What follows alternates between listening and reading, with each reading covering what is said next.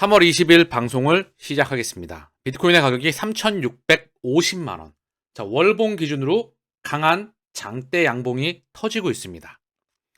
자, 하루 기준으로 보더라도 비트코인은 강한 상승을 보이고 있죠. 탄력적으로 몇 거래일 만에 장대 양봉을 보이면서 물량을 소화하면서 계속되는 상승 흐름이 이어지고 있어요. 자, 그런데 타 알트코인이 따라오질 못하고 있죠. 이더리움을 기준점으로 해서. 그래서 시나리오 1에 대한 수정을 조금 하겠습니다. 어떤 부분? 먼저 이더리움의 가격 235만 원 근방이에요. 매물대를 돌파하지 못했죠? 자, 그래서 수정이 필요하다. 어떤 부분? 비트코인은 매입은 없다. 비트코인을 제외한 알트, 폭등이 나왔던 요 매물대를 돌파하지 않았던 알트에 대한 저축은 유효합니다. 그래서 이더리움 현재 235만 원, 그 근방이죠. 요 아래에서는 매집 가능합니다. 현재 매물대 돌파가 안 나왔죠. 폭등이 안 나오고 있어요. XRP는 말할 것도 없고요. 바닥입니다. XRP는 거의. 그리고 이더리움 클래식도 마찬가지로 올라간 폭이 거의 바닥권이죠.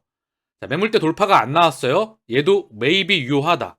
언제까지? 알트 폭등이 나옵니다. 반드시. 비트만 달려가질 못해요. 알트 폭등 나오기 전까지 매입은 유효하다. 자, 그 부분에 대해선 다시 한번 언급을 드릴게요. 이더리움 기준점으로 폭등이 나와야 되겠죠? 그러면 XRP는 소송이 따라올 거고요. 이더리움 클래식도 여기 매물대 돌파하면 그 다음 매물대가 바로 여기입니다. 폭등이 나오겠죠. 자, 마나도 마찬가지예요. 이제 겨우 요만큼 올라왔습니다. 얘도 다음 매물대 여기, 그 다음 매물대 여기입니다. 여기가 약하게 있기는 해요. 여기 이동평균선과 함께 이 라인 매물대가 좀 있네요. 2,000원대. 자, 그리고 여기, 그럼 여기인데요. 중요한 건 파일코인도 마찬가지입니다. 바닥에서 빡빡 기고 있어요. 그래서 비트코인만 현재 먼저 달려나가고 있기 때문에 알트코인은 매입을 지속적으로 합니다. 파일코인은 가격이 바닥에 있어요. 얘도 일본 기준으로 보게 되면 반등이 살짝 올라왔습니다. 살짝 올라왔지만, 자, 조금 확대를 해볼게요. 그죠? 살짝 올라왔지만 아직 갈 길이 너무나 많이 남았죠. 그래서 얘도 모아갑니다. 지캐시도 마찬가지예요. 지캐시도 보게 되면 자, 1년 기준으로 봐도 살짝 올라왔죠? 자, 이렇게 봐도 날짜를 조금 확대해도 보시면 요만큼 반등 나왔어요. 자, 전체를 보더라도 아주 바닥에 있습니다. 지캐시도 모아갑니다. 호라이젠도 보게 되면 1년 기준으로 봐도 살짝 반등 나와 있어요. 자, 전체를 보더라도 바닥에 있습니다.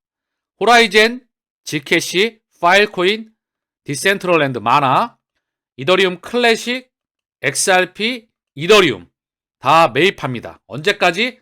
지금 비트를 제외하고 펀더멘탈이 뛰어난 이더리움을 기준점으로 이더리움은 4월 12일 기준점일 것 같아요.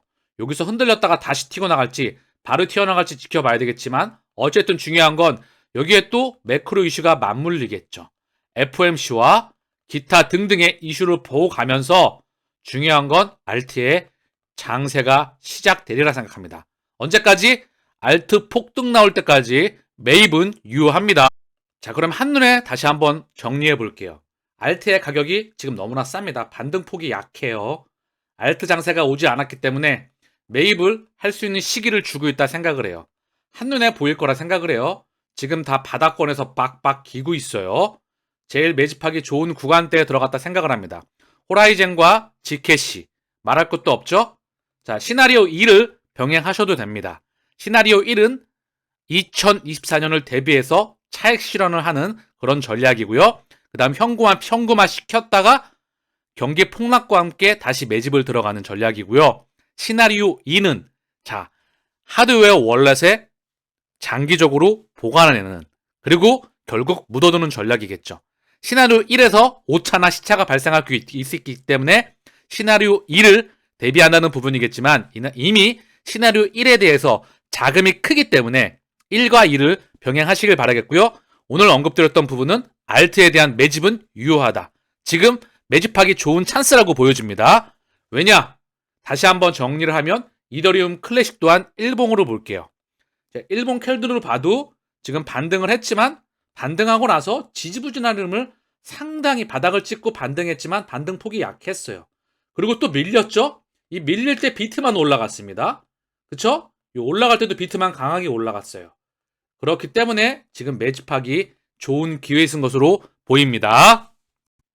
자, XRP의 가격도 한 530원, 529원까지 올라갔었네요. 그리고 살짝 빠져 있는데 얘는 반등에 나오고 있긴 하나 소송이 중요한 거겠죠?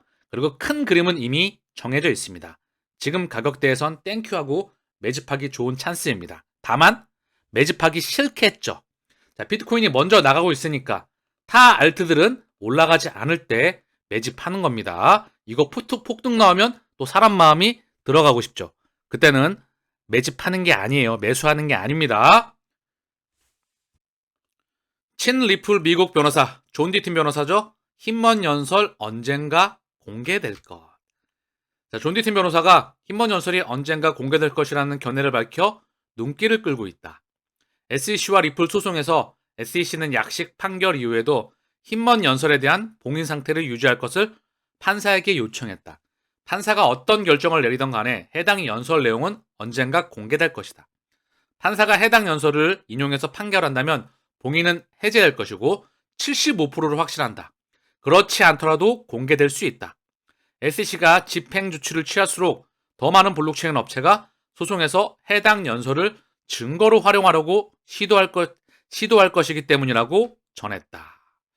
자, 그래서 소송에 대한 부분, 이 밑그림이 전 세계적으로 현재 방향성에 나올 수 있는 흐름이 감지가 되고 있습니다. 여기서 참고사항으로 XRP도 폭등 나오기 전까지 매입, 이꼬르 저축하는 겁니다. 모든 투자는 사실 쉬워요. 기계적으로 앞으로 가치가 폭발적으로 올라갈 대상이죠. 그 지금 가치가 현저히 올라가지 못하고 쌀 때 지속적으로 저축을 하는 겁니다. 언제까지? 인디언 기후제 지내십시오. 올라갈 때까지. 그 기간이 서로 장기간으로 늘어날지라도. 자, 그러면 결국 언젠가는 터집니다. 모든 투자가 그래요. 3년에서 4년 박스권, 올라가는 기간은 1년 미만입니다. 심지어 이거는 주식에서도 그렇고요. 이거는 코인 시장에서도 2년에서 3년을 기준적으로 움직였죠. 여기에 리플은 XRP는 조금 더 긴 시간을 보내고 있죠. 왜? 이미 곧 다가올 문명입니다. 이미 경제 폭락과 함께 다음번 금융 위기와 함께 새로운 금융 시스템에 대한 준비가 이미 XRP를 통해서 스위프트 2.0을 통해서 리플 네트워크를 통해서 웹3 가치의 인터넷을 통해서 깔려 나가고 있기 때문에 그 중심에 바로 혈관은 리플 네트워크이다. 전 세계 모든 혈관에 심장에 혈액을 공급하는 건 리플 네트워크이죠. 그의 바로 중심 혈액의 바로 심장을 담당하는 게 바로 XRP이죠. 자, 이미 XRP는 미래는 끝이 정해져 있습니다. 도착지는 만들어 놓고 설계해 놓고 에너지의 방향을 그쪽으로 보내는 겁니다. 제가 계속 언급을 드렸어요. 지구가 많이 아프다. 대량 생산 경제 체제를 끝내간다. 대한민국 기준으로 거대 제조업의 중후장대 산업. 자, 이 산업이 끝나가고 4차 산업으로 문명의 에너지의 파동을 보내고 있다. 5G, 사물 인터넷, 빅데이터, 클라우드, 인공지능, 블록체인, 3D 프린터, 블록체인, 우주, AR, VR, 메타버스, 바이오. 자, 이쪽으로 에너지의 파동을 보내면서 결국 통화 시스템에 새로운 설정이 필요합니다. 기존의 금리를 이용한 통화 시스템이 끝나가고 CBDC를 이용한 디지털의 세계로 확장해 나간다는 거죠. 지금 이 4차 산업의 세계에 바로 돈의 혈관을 담당해내는 게 리플 네트워크입니다. 여기서 사용되어지는 게 CBDC와 NFT와 각종 토큰들과 코인들, 비트코인, 이더리움, XRP가 가운데 브릿지로서 중심으로 사용이 되게 되죠. 자, 이 정도면 벌써 운명은 정해져 있습니다. 기득권이 지구를 지키는 말은 좀 그래요. 지구를 지배하는 기득권이 그렇게 에너지의 방향을 보내기로 했습니다. 인도 아랍에미레이트 CBDC 송금 거래 추진, 국제결제 효율성 높이는데 초점. 자, 양국 교육에 달러를 사용하지 않는 CBDC 송금 거래를 추진한다. 인도준비은행, 인도중앙은행이죠. RBI 공식 성명을 통해서 아랍에미레이트 중앙은행과 양국이 개발한 CBDC 거래를 허용할 CBDC 브릿지 개념의 개념 증명과 파일럿 프로젝트 업무 협약을 체결했다고 발표했다. 양국 중앙은행은 이번 업무 협약을 통해 양국 간 무역 교육 대금 결제에 사용될 CBDC 결제망의 활용 실험에 나선다는 뜻을 밝혔다. 자, 아랍에미레이트, 인도 아주 긴 시간 동안 리플 네트워크가 깔려 나가고 있죠. 제 방송에서 리플의 끊임없는 파트너십, 리플 네트워크의 끊임없는 파트너십 소식을 전달드려 왔습니다. 파트너사의 또 파트너십, 리플과의 직접적인 파트너십, 송금기업과의 파트너십, 신용카드사와의 파트너십, 결제기업과의 파트너십. 자, 이들이 다 연결되고 있다. 이미 10년 이상. 가격이 500원에 했으면 뭘까요? 이거는 제 기준으로 보게 되면 복권 이상입니다. 로또 곱하기 100배 이상이에요. 아시겠죠? 이 가치를 알아보는 사람만이 말입니다. 자, 미 현지 190여 개 은행 붕괴 위험 노출되었다. 자, 이 시스템 리스크 전이가 된다고 하죠. 암이 됐어요. 암이 골맞어 이제. 얘가 지금 미봉책을 썼습니다. 통증망 줄여놓고요. 결국 암은 전이가 되고 있고 이미 그 이유는 뭐죠? 간단하게 설명하겠습니다. 은행은 돈 장사를 하죠. 돈을 꿔줬는데 빌려준 기업들과 가게들이 부실해진다는 거예요. 왜죠? 기업의 순이익, 영업이익과 순이익은 줄어들고 있고요. 가게의 월급도 올라가질 않아요. 그런데 이자 비용만 무지하게 올라갔다는 거죠. 인플레이션을 명분으로 해서. 실제 인플레이션이 올라갔죠. 코로나 팬데믹과 우크라이나 전쟁으로 인해서. 저는 이게 의도적이라고 보고 있다. 끊임없이 언급을 드렸죠. 조금 이따 코로나에 대한 부분을 다시 한번 언급을 드릴 겁니다. 많은 도움이 되시길 바라겠고요. 어쨌든 중요한 건 자, 이자 비용은 폭발적으로 증가했습니다. 특히 기업 입장에서. 가게 입장에서도 집을 10억짜리를 샀어. 5억을 대출받아서. 근데 이자 1%에 대출받았는데 요게 5%까지 뛰면 이자가 5배 뛴 거죠. 가게가 감당이 될까요? 하물며 기업은 이자가 코스닥 중소기업이 한 1,000억 정도 돼요. 매출이. 자, 그러면 이자 비용이 상당하겠죠? 여기에 이자가 3배, 4배, 5배가 붙는다면 얼마나 많은 기업들이 감당하겠습니까? 자, 그러면 결국 여기다 다시 돈을 빌려줬다. 연장을 시켜줬지만 얼마나 더 버텨나갈까요? 이게 핵심 이유라는 겁니다. 의도적인 양털 깎기. 자, 그래서 얘네들은 2024년 기준점입니다. 우리가 대비해야 될 시나리오 첫 번째. 자, 오늘 방송은 귀에 꽂히게, 상당히 귀에 꽂히게 명쾌하게 방송을 하고 있다고 생각을 합니다. 쉽게 언급을 하면 리셋이다. 다 부셔버리고 새로운 판을 깐다.